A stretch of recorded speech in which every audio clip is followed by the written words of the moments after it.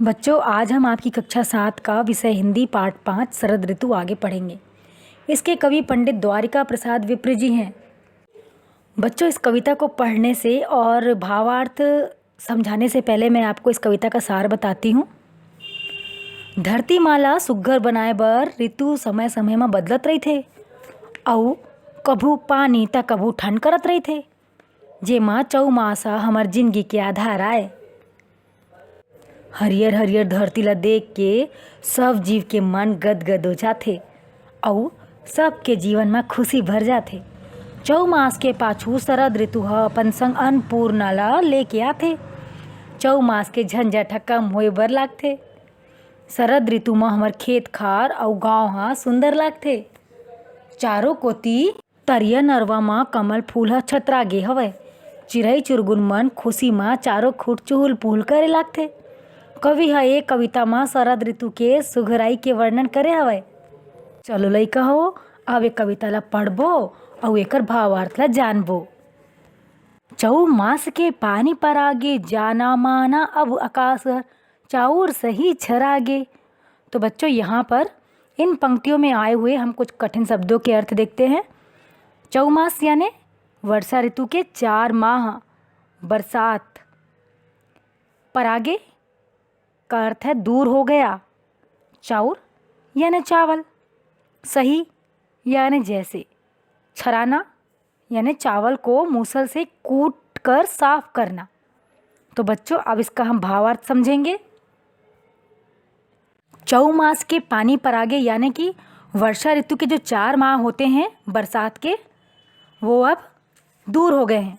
तो कवि कहते हैं कि वर्षा ऋतु अब दूर जा चुकी है। धरती पर शरद ऋतु का आगमन हो चुका है, यानी शरद ऋतु आ गई है। जो जाना माना हमारा आकाश था, मानो आकाश अब कुटे हुए चावल की तरह साफ हो गया है।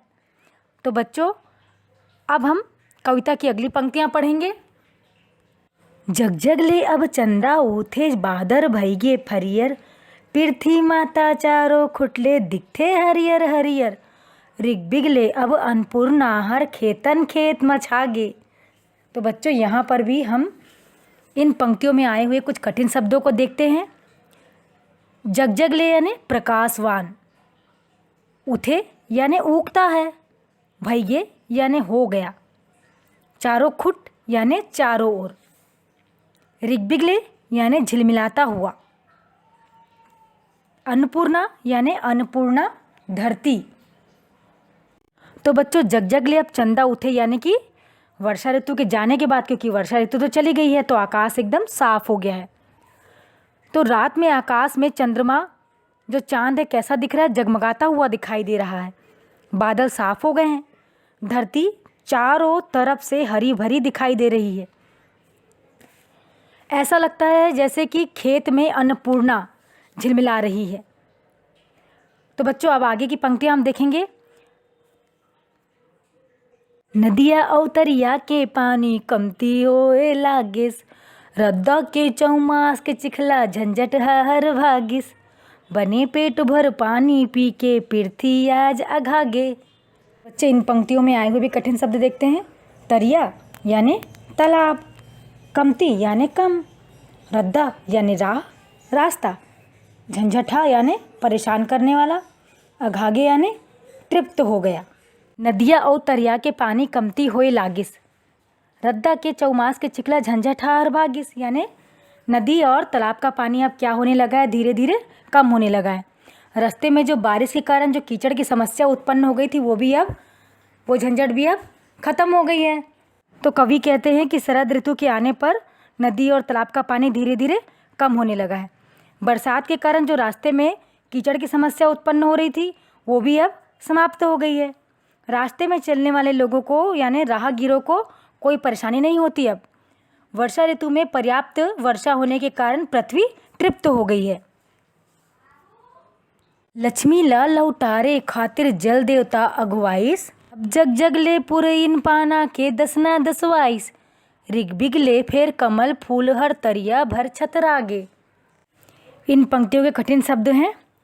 पुरइन यानी कमल फूल, दसना यानी बिस्तर, छतरागे यानी फैल गया, अब बच्चों, अब यहाँ पे हम कविता का भावार्थ समझेंगे। जो यहाँ पर कवि ने बहुत ही सुंदर वर्णन किया है। कवि कहते हैं कि शरद ऋतु का आगमन होने पर तालाबों में कमल खिल गए हैं। कमल के पत्ते सुंदर जल पर फैले हुए हैं।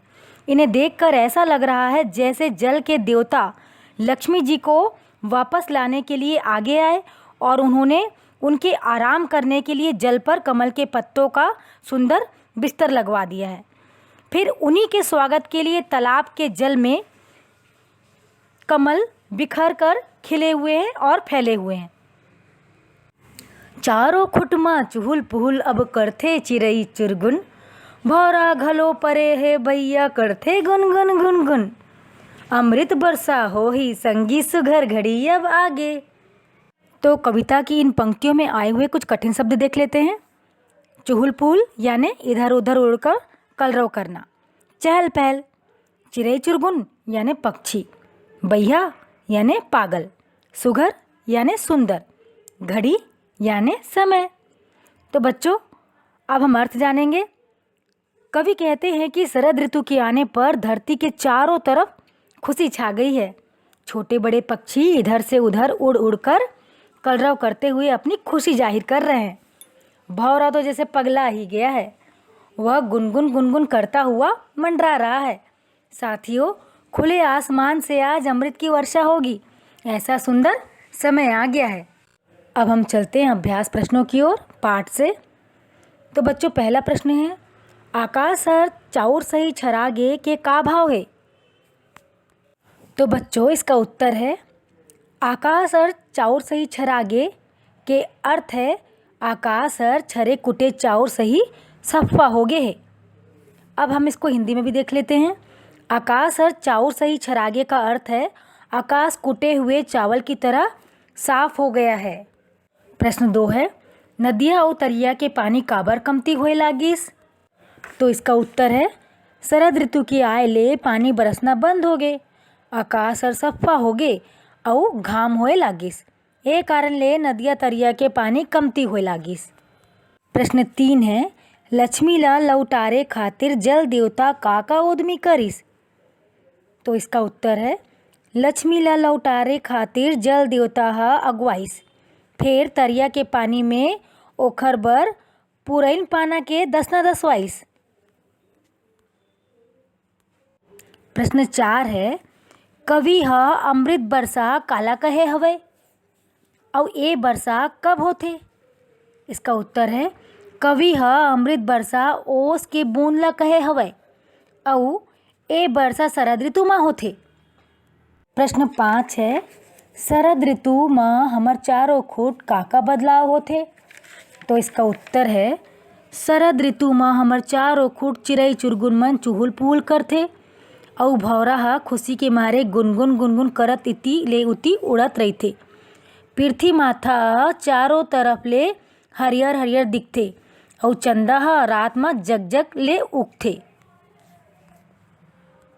प्रश्न 6 है, चौमास हमर जिंदगी के सुख समृद्धि के आधार काबर माने गे है और चौमास में का होथे।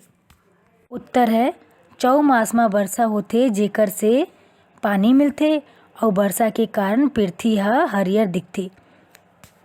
ए कारण ले जिंदगी में सुख समृद्धि आथे। प्रश्न 7 है, कवि सुग्घर घड़ी कौन समय ला कहे हवे और ओ समय का बदलाव होगे। उत्तर है कवि ह अमृत बरसा के घड़ी ला सुग्घर घड़ी कहे हवे और ओ समय में चिरई चुरगुन के चुहुल पुहुल, भौरा के गुनगुन गुनगुन करई, पृथ्वी हरियर हरियर दिखथे और चंदा रात में जगमग जगमग करथे, पानी के बरसना बंद हो जाथे, आकाश सफ़ा हो जाथे, तरिया नदिया के पानी कमती होए लागथे। अब चलते हैं पाठ से आगे। पहला प्रश्न है, शरद ऋतु के आए ले चिरई चुरगुन और भौरा मन अपन खुशी ला कैसे प्रकट करत हवे, अपन भाषा में लिखाओ।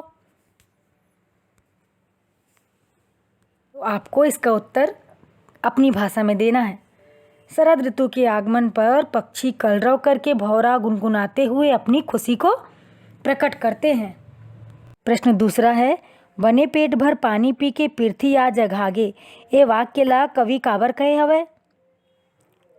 तो उत्तर, वर्षा ऋतु में पर्याप्त वर्षा होए के कारण पृथ्वी ह तृप्त होगे। प्रश्न तीसरा है, तुम्हर सोच से कौन से ऋतु ह सबले सुघ्घर होथे? सुघ्घर काबर लगथे? अपन कक्षा में विचार करके लिखो।